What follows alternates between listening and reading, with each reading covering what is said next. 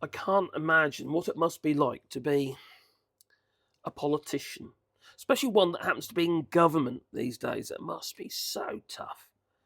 You're under constant attack, ridicule, whether you be on the right of politics or the left. And if you consider what like Jess Phillips has been going through recently because Elon Musk decided to attack her, totally uncalled for and inaccurate.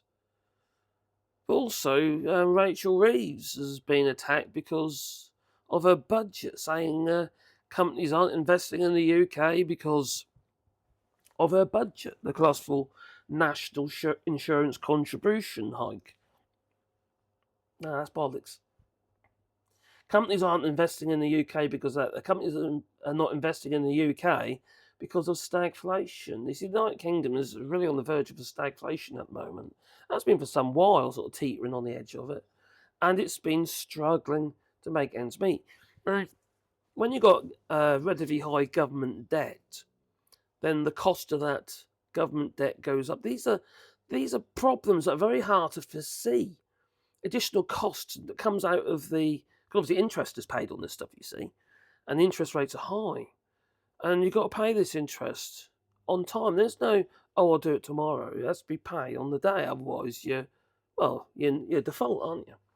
The country's in default, and that also has a negative effect on the country. It devalues the country. The word gets about all the other countries that were buying government bonds, UK government bonds or gilts, if you like, in the United Kingdom. Well, then they decide, well, no, we're not going to because they're not a sure bet. The value goes down.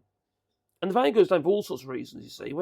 When there's turmoil, like for instance this risk of stagflation, countries that have bought government debt, such as China and Japan and others, well, they decide it makes more sense to sell it.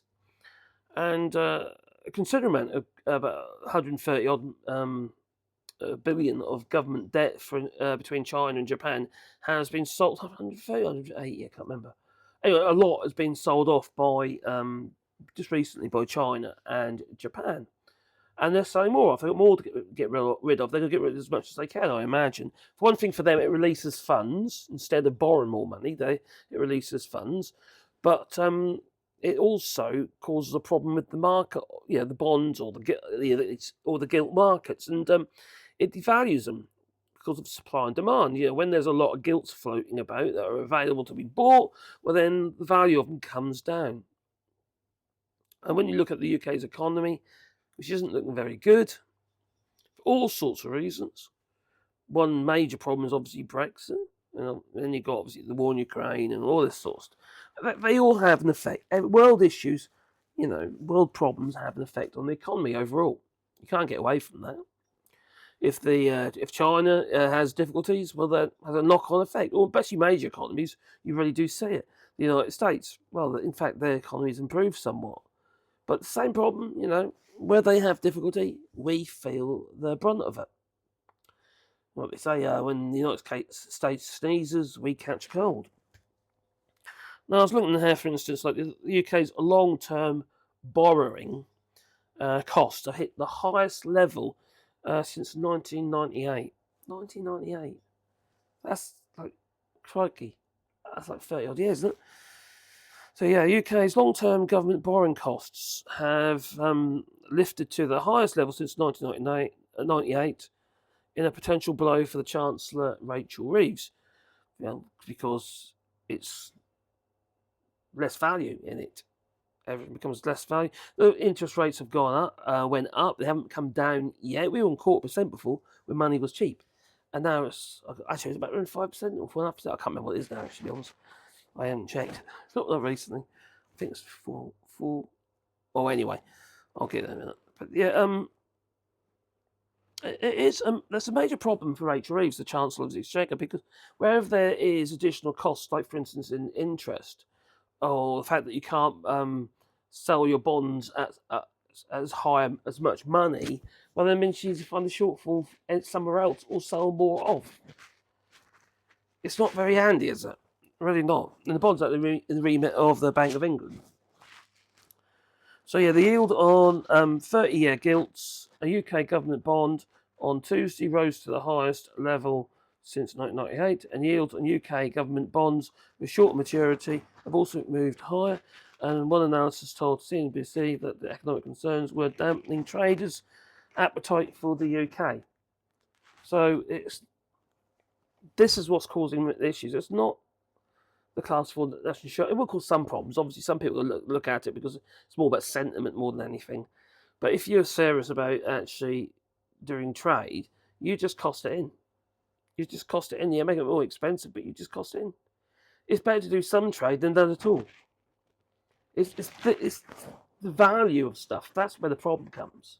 The value, the country's value in its bond values and how it affects the economy in the sense of inflation. In this case, potentially stagflation. And that is very serious to companies. It already is. So UK borrowing costs ticked higher on Tuesday after an auction of a 30-year Treasury gilts. But yields of long-term bonds hit a highest level in almost 3 decades. So basically devalued it. By 2 p.m. London time, the yield of the 30-year gilts in the UK government bond climbed 3 basis points to 5.2%, and it's the highest level since the 1990s. And the move came after the UK Debt Management Office auctioned off 2.2 billion worth of gilts with 30-year maturity and a compass of 4.375 at a minimum yield, or 5.194, represented a discount over the bond's face value. Now, the yield of 20-year gilts added 3 basis points to the trade at 5.133%. Sorry, 5.153%. And yields on gilts shorter maturity terms also moved higher on Tuesday. You know, it's... So here we are. Stagflation concerns. Now, Susanna Streeter, you probably can't see it, it's a bit glary. Susanna Streeter had money markets at Hargreaves Lansdown on Tuesday, said that the British bond market was affected by uncertainty both domestically and abroad. Traders were wary, she told CNBC, over emailed comments, that the US President-elect Donald Trump's tariff plan could prove inflationary, you don't say, in America and beyond. And if upward pressure is put on the dollar at US interest rates and consumer prices are pushed higher. So it's got problems right across the board, and this is just going to cause more issues to beat public service demand, but also put money in people's pockets regarding their wages. Now, we've got wage growth stagnation. Yes, there's growth in some areas where there's a massive shortage of people, such as lorry drivers, etc. But in other areas, they're just held down. Wage growth is stagnant, very poor. And then you've got, obviously, the inflation that we've had, and still a bit sticky. And it's making everything more expensive. It's not just flipping class 4 national insurance contributions. No, it's just a lie. It's just a lie. These people, you know, they know what they're saying. They're just lying. There's no way you get to those positions in the media and what have you. Without, you know, being able to read. You know, it's not that difficult, is it? Really, it's unfortunate. There's a lot of people out there who want to deceive you. There really is. Anyway, tell me what you think. Do you think there's a bit of a concern if you've got money invested? Because I would certainly got no money, so I'm all right. Sort of.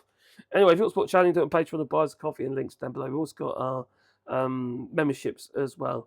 And what we've been doing a lot of recently, we've been uploading videos. So they go to the members pay area first, and then they go to the main area for everybody to see. So anyway, you get a glimpse first. That's what happens. You get a glimpse first. So toodaloo. Have a lovely day.